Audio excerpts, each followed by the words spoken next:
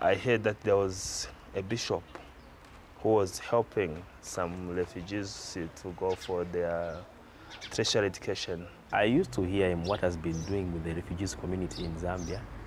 A bishop, no, I don't know where I get that from. He takes people as the father of everybody. The Angolans, Congolese, Burundian, Rwandese, even Somalis, all of them, whoever has a problem, this is the way to learn to. Bishop Osmers. He has been a parent for many people. He has been a UNHCR for all of us. He has been a country for all of us. First of all, come from a Christian background. My father was an Anglican priest in Christchurch, and my mother was a very committed Christian. We always had a very strong concern for outsiders, people who were in need. I remember in particular when I was a university student in 1957, I read a book called Naught for Your Comfort.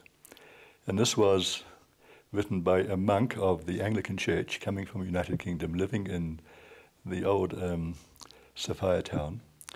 And he had written about the evil of how the apartheid system was affecting the black population of South Africa. Having read that book, I thought, let me kind of think about visiting South Africa when I'd like to go to England and see the wider world from New Zealand. And so when I was 23 years old, I worked on sheep farms with my brother, and then I got enough money to get a passage on the Southern Cross, travelling for 3 weeks from Auckland to Durban.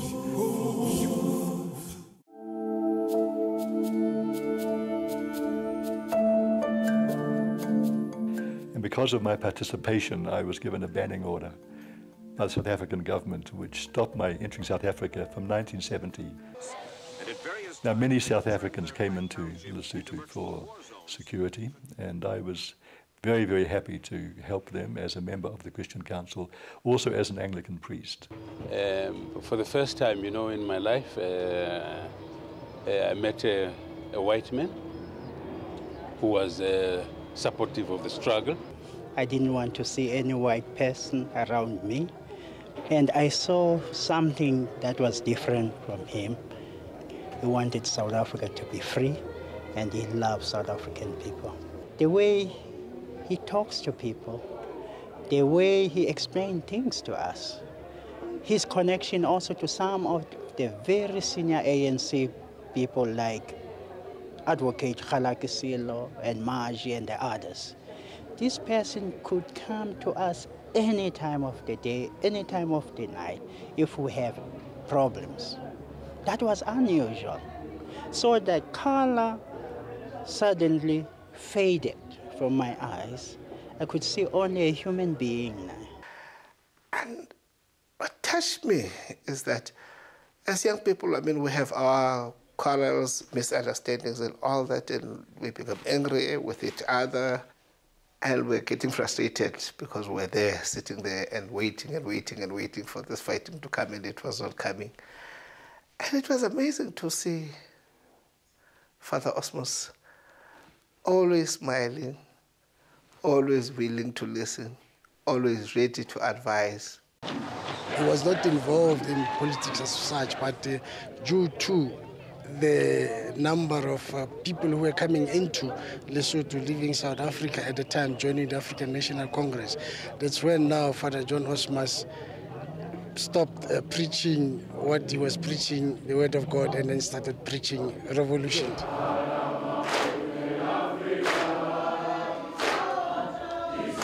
Now, I received the parcel bomb in a big parcel of Sechaba. 100 copies in that. And the Sechaba was coming month by month. And this month it came late. And it came in a very well-wrapped parcel. I thought they're really doing well, wrapping the parcel so well. We went together with him in the post office, and we tried to open this parcel, but it was so tight. So I had a big knife, a bayonet, and then everybody was laughing. So I put my bayonet onto the parcel. It was on the table, and then I pulled it once. It didn't open. It was unusual because we were naive. We could have, got a click that no, something was not on there.